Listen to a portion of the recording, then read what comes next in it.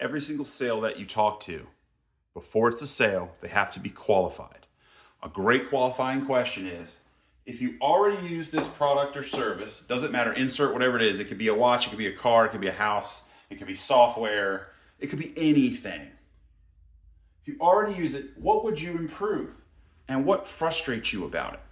The reason you ask that question is because they're going to tell you, number one, do they use it? Meaning they've chosen to buy whatever it is. Makes the sale about you being the best provider of it.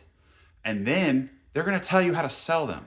Because if they already bought whatever the widget is, they wish it would do this or this would be easier. Well, then you can make sure your product does exactly what upsets them about the product they already bought.